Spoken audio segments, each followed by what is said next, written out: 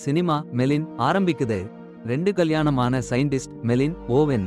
அவங்க கேரேஜ்ல கொஞ்ச நேரம் இல்லாம பாடுபட்டு வேலை பண்றாங்க. கணக்கு எக்ஸ்பெரிமெண்ட்னு ஒரே ஓட்டம்.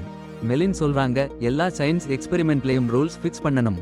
எக்ஸ்பெரிமெண்ட் பெருசா இருந்தா ரூல்ஸ் இன்னும் முக்கியம். ஆனா இந்த முறை ரூல்ஸையே புடுங்கி வீசிடணும்னு சொல்றாங்க. அப்புறம் எக்ஸ்பெரிமெண்ட் கெட்டது. ஓவென் கரண்ட் பிளக் இணைக்கிறான். Doctor experiment apple test try ஒன்னுக்காக ரெடி ஆகுறாங்க. மெலின் ஆப்பிள் கொடுக்க சொல்றா, ஓவென் ஆரஞ்சு கொடுக்கிறான். ஆப்பிள்னு சொன்னேன், பழம் இல்ல, சின்னம் முக்கியம். நூ கேத்தாச்சு. ஆரஞ்சு டைம் டிராவல் பாக்ஸ்ல போடுறாங்க. Test star, current shock, orange காணாம போச்சு. ஸ்பீடுவா நோட்ஸ் எடுக்க ஆரம்பிச்சாங்க. 15 செகண்ட்ல ஃபியூச்சர் டைம் டிராவல் பாக்ஸ்ல வரணும். சரியா வரல. கணக்குல தப்பு இருக்கான்னு சரி பண்ண ஆரம்பிச்சாங்க. கொஞ்ச நேரம் கழிச்சுதான் அது வந்தது. சில வினாடிகள்ல அந்த ஆரஞ்சு பொம்மை மீண்டும் தோன்றிடுச்சு. ஒரு நிமிஷம் எதிர்காலத்துல அதே ஆரஞ்சு தான்னு மெலின் சந்தேகப்பட்டா. மறுபடியும் பண்ணலாம்னு சொன்னா. ஆனா ஓவன், நாங்க சாதிச்சிட்டோம். சின்ன சின்ன மாற்றங்களை சரி பண்ணலாம். இப்போ சந்தோஷப்படுவோம் நூ கொட்டாவி விட்டான். அப்புறம் ஸ்பான்சர் ரோரி கூட வெற்றி விழா. அடுத்து என்ன பண்ண போறீங்கன்னு ரோரி கேட்டான். கடந்த காலத்துக்கு ஆரஞ்சை அனுப்புறதா மாத்தலாமா நு. மெலின், இன்னும் டெஸ்ட் பண்ணணும் நா. ஆனா ஓவன், அடுத்த லெவலுக்கு போகலாம். எலி டெஸ்ட் பண்ணலாம் நு துள்ளிக்குதிச்சான். மனிதனை அடுத்த எக்ஸ்பெரிமெண்ட்ல கையாளணும்னு ஓவன் வேஷம் போட்டான். ஆனா மெலின், அதே டெஸ்ட் தான் மறுபடியும் பண்ணணும். ரிசல்ட் சரியா வரணும் நு பிடிவாதம் பிடிச்சா. எத்தனை டெஸ்ட் பண்ணினா எலி டெஸ்ட் பண்ண சம்மதிப்பண்ணு ஓவன் கேட்டான். 50 டெஸ்ட் நு மெலின் தீர்மானமா சொன்னா. ரோரி கூட டின்னர் முடிஞ்சதுக்கு அப்புறம் ஓவன் மெலினை எலி டெஸ்ட் பண்ண சம்மதிக்க வைக்க முயற்சி பண்ணிக்கிட்டே இருந்தான். இன்னும் கிடைக்கணும்னு அவங்களோட ஆராய்ச்சிக்கு பணம் கொடுத்தாங்க. ஆனா அவள் மறுத்தா. நான் ரெடி இல்ல, அவ்வளவு விலங்குகளை கொல்ல நான் சம்மதிக்க மாட்டேன் நு கொஞ்சம் கூட நிதானம் இல்லாம கத்திட்டா. ஓவன் உடனே மெலின் கிட்ட, ரோரி அவங்க ஆராய்ச்சிக்கு கொள்ளை பணம் செலவு பண்றாரு, சீக்கிரம் ரிசல்ட் கொண்டு வரணும், இப்பவே முன்னேறணும் நு கடுமையா சொன்னாரு. பழங்களை சரியா டெலிபோர்ட் பண்ணிட்டாங்க. இப்ப உயிருள்ள உயிரினங்களை டெஸ்ட் பண்ண ரெடி ஆயிட்டாங்க. மெலின் சரணடைஞ்சா. முதல்ல ஒரு எலி டெஸ்ட் பண்ணலாம்னு முடிவு பண்ணாங்க. மெஷின் ஆன் பண்ணி ஓட விட்டாங்க. என்ன ஆகும்னு கண்களை பூமியில பதிச்சு பார்த்தாங்க.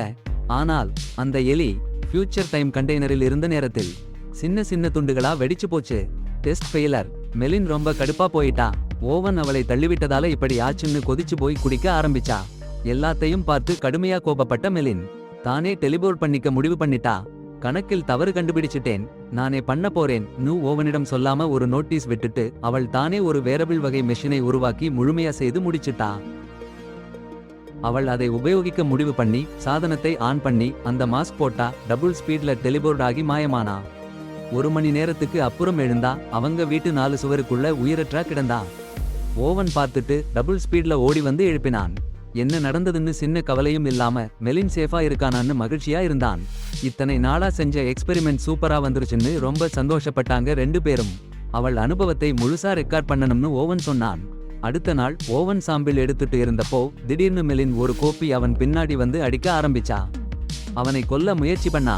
என்ன நடக்குதுன்னே புரியாம தற்காப்புல போராடிட்டு இருந்த ஓவன் தவறுதலாக அவளை கொன்னுட்டான். அதிர்ச்சியில அவளை எழுப்ப முயற்சி பண்ணான். அப்போ உண்மையான மெலின் அவன் முன்னாடி நின்னு என்ன நடக்குதுன்னு கேட்டா.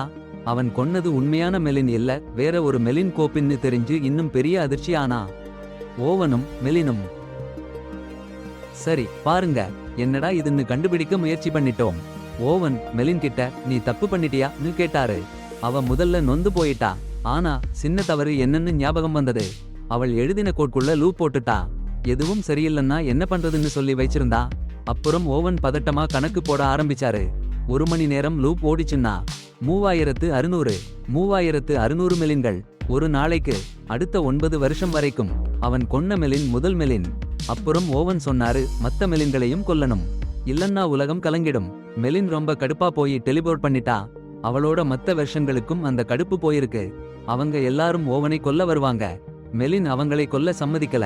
ஆனா ஓவன் சொன்னாரு, நாம கொல்லலன்னா அவங்க நம்மள கொல்லுவாங்க.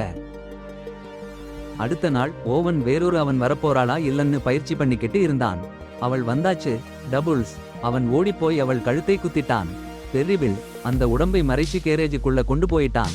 அப்புறம் மெலின் கிட்ட, இனிமே சும்மா இருக்க முடியாது, இன்னும் எளிமையான முறையில கொல்லணும், இது ரொம்ப கஷ்டமா இருக்குன்னு சொன்னான். இணையத்துல போய் மனிதாபிமானமான கொல்லுற முறைகள் தேடினான். அப்புறம் நஞ்சு வாயுவுல கொல்லலாம்னு முடிவு பண்ணினான். ஒரு டென்ட் போட்டு மெலின்ஸ் வர்ற இடத்துல வச்சு நஞ்சு வாயுவை விட போறான். அலாரம் செட் பண்ணி பொறுமையா காத்திருந்தான். அலாரம் அடிச்சதும் வாயுவை விட்டான். பூம், வந்த மெலின் செத்து போனாச்சு. இந்த முறையில நிறைய மெலின்ஸ கொன்னுட்டாங்க. 1 மணி நேரத்துல அவள் எங்கெல்லாம் போனாளான்னு எழுதி வைச்சாங்க. ஒரு தடவை வெயில் கொளுத்தும் பாலைவனத்துல போயிருந்தாளாம். அடுத்த மெலின் வரப்போறதுக்கு அலாரம் அடிக்க ஆரம்பிச்சது. டென்ட் திறந்து பார்த்தா அசைவு இல்ல. அந்த பொண்ணு விஷம் கொடுக்கறதுக்கு முன்னாடியே செத்து போயிருந்தா.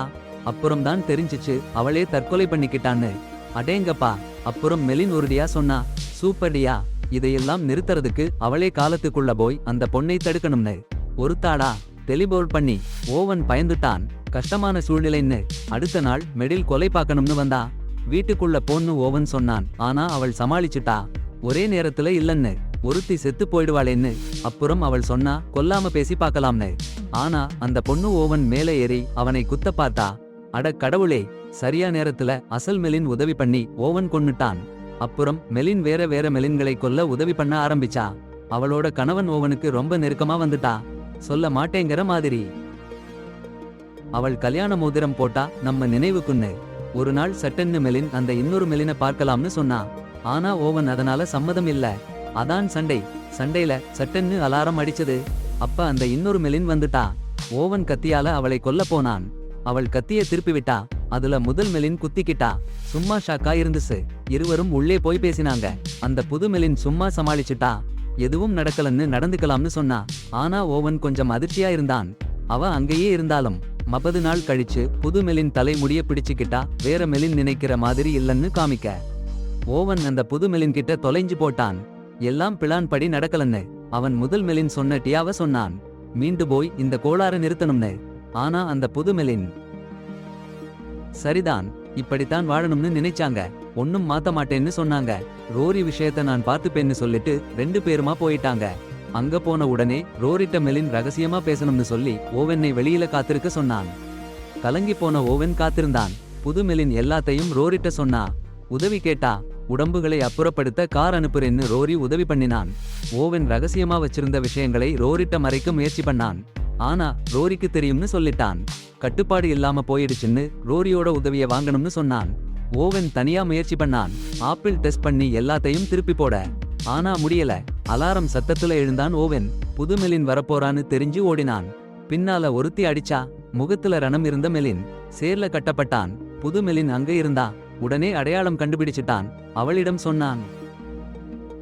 அவள் 115வது பதிப்பு. முகத்துல இருக்கிற காயத்தாலேயே தெரியுது. அவள் சொல்றா, எல்லாரும் ஒண்ணுதான்னு. இதை ஏத்துக்கணும்னு சொல்லிட்டு சடாரென்னு அலாரம் அடிக்குது. இன்னொரு பதிப்பு வரப்போகுதுன்னு தன்னை பிடிச்சிருக்கிற கயிட்டை அறுக்க பார்க்கிறான். ஆனா என்னோட சத்தம் கேக்குது. புதுசா வந்த மெலின்னு 115வது பதிப்பு சொல்றா புது மெலின் வரப்போறாங்கன்னு. வெளியே அழைச்சிட்டு போறா. வெளியில பாருங்க, கொட்டி கிடக்குது நிறைய மெலின் பதிப்புகள். ஓவென் நம்ப முடியாம போயிடுறான். இதனால காலமும் இடமும் கலங்கிடும்னு சொல்லி உடனே நிறுத்த சொல்றான். ஆனா இப்போ கிளோன்கள் அதிகாரம் செஞ்சிடுச்சு. ஒரு மெலின் பதிப்பு ஓவென் வைச்சிருக்கிற இடத்துக்கு கள்ளத்தனமா வந்து அவனோட உறவை புதுப்பிக்க முயற்சி பண்றா. ஆனா அவன் 51வது பதிப்புன்னு நினைச்சிடுறான். அந்த பொண்ணுக்கு ரொம்ப சிரமம். சண்டை போட்டுட்டு இருக்கும்போது 15வது பதிப்பு வந்து அந்த பொண்ணை கொன்னுடுச்சு. புது மெலினை நம்ப கூடாதுன்னு சொல்லிட்டு ஓவென் மறுபடியும் எழுந்திருக்கான். வெளியில முதலாவது பதிப்பு மெலின் இருக்கா. அவனை வெளியே அழைச்சிட்டு போறா. அவன் இருந்த அறை. அப்புறம் ரோரிய கிட்ட கூட்டிட்டு போறான். ரோரி கிட்ட எல்லாத்தையும் சொல்லிட்டாங்க. ஓவன் கிட்ட முதல் பிரச்சனையே சரி பண்ண போகணும்னு சொல்றாங்க. மெலின் 51 முதல் மெலின் டெலிபோர்ட் பண்ண வேண்டாம்னு சொல்லுன்னு கத்துறாங்க. அவன் ஆப்பிள் டெஸ்ட் பண்ணி பார்த்தேன், சாத்தியமா இல்லன்னு சொல்றான்.